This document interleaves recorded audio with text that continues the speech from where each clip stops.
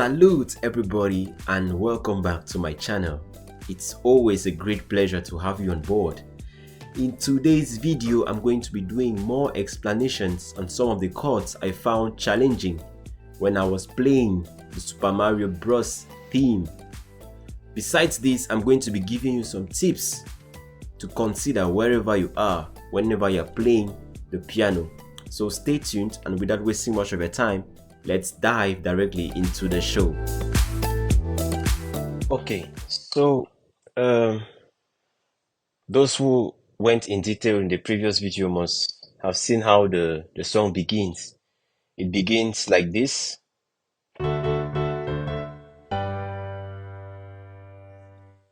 then goes like this. So the reason I forgot to mention, the reason why I chose this song is because the song is on key C major. Key C major. And key C major is the most, if that is the most used key in songs, be it anybody who is trying to learn how to play or someone who is trying to learn how to compose, is the most commonly used key. Why? Because it does not have flats nor sharps. It does not have any accidentals. All this, you are not worried about using the black keys, which might be very complicated for beginners. You focus only on the white keys. So anybody who begins learning the piano, most usually begins on key C. If someone does not begin on key C, you either begin on key F or F sharp. But even when they begin on these keys, they have the tendency to learn how to play on key C. So key C is the most commonly used key in the world. So I chose this one because it will be easy for anyone who might face difficulties understanding chord structures in different keys. At least on key C major will be easy for him. So the song begins like this, and this chord is a D7 chord. The D chord is, we have the C major chord, which is this, the D major chord, which is this, and the D7 chord, which is this, D7, with this extra touch on the do. So now transposing it the other way, you have something like this. Normally it's supposed to be like this, but now the composer does this. And talking about the composer, this song was composed by a famous Japanese. Some of you might know him. His name is Koji Kondo. He composed this song in 1985, I think. I think he was a sound engineer of the Nintendo gaming studio or something. So he composed this song in 1985 and is still famous to date. So he begins with a D7.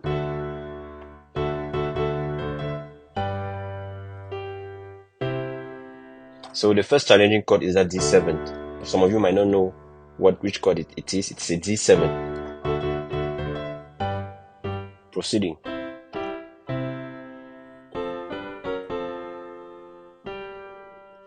So you do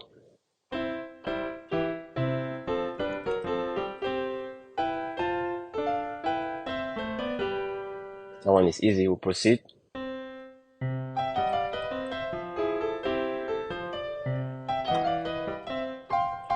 This is the next chord. This chord is F suspended 2. Like F suspended second. I don't know how many people call it F suspended 2. Why? Because what is a suspended chord? A suspended chord is a chord in which you take out the third. You know, a chord is made up of at least three notes. So if I say the C major chord, you have Do, Mi, Sol. Do, Mi, Sol makes the C major chord. To create a suspended chord, you have to take out the third, which is Mi, and either replace it with a second or the fourth. So replacing it with a second gives it a C suspended second, and replacing it with a fourth gives it a C suspended fourth. So transposing it this way now to F, this is the F major. We take out the third, which is the La, and replace it with the second. You see, this gives us an F suspended second. So this chord is F suspended second. So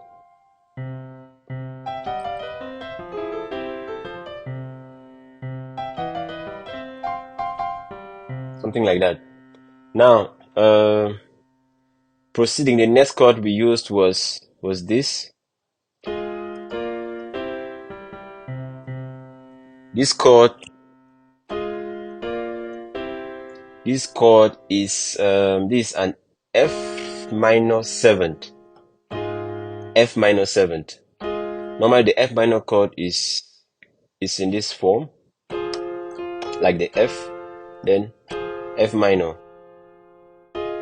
Voila. So the original piece is, but I love this too. I love this too to give it an extra accidental or an extra augmented feeling. So I prefer this F7, and then this is B flat. F minor 7, B flat, and then C. And the final part now of the song, or the final chord which I saw challenging, was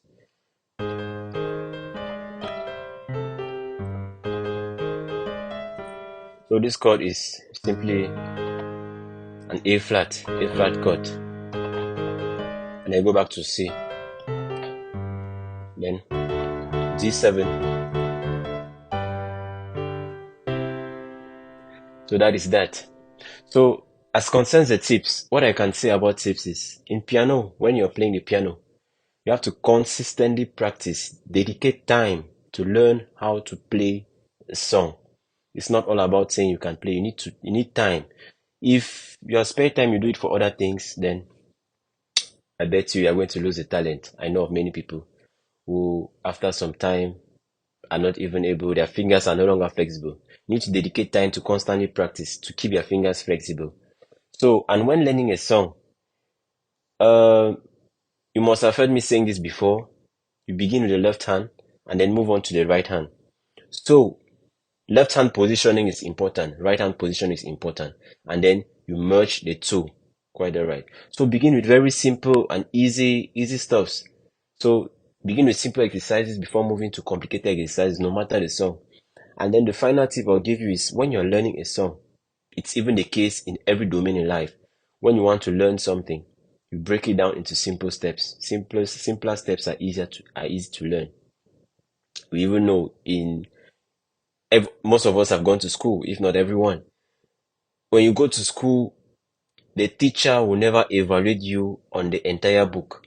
Some people would disagree with me, but I'll beg to disagree with them. The teacher gives you evaluations on subsections, and then it's only when you have mastered the entire book that they evaluate you at the final stage on everything. So it's the same thing with piano learning. If you have a big song like this one, you see the tutorial was divided into 3 parts. It's not for nothing. It's to ease everyone's understanding. So when you have a big song, divide it into small portions. You learn that small portion and master it before moving to the next. You learn it with little speeds and then increase your speed as time goes on. So that is that for this video. In the next video, we are going to be doing the next part of the theme, which begins like this.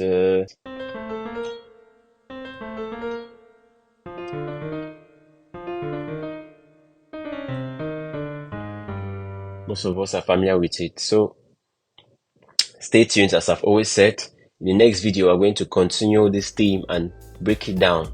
If you have any questions, don't hesitate to leave it in the comment section below. I'll reply you. So ciao, salute.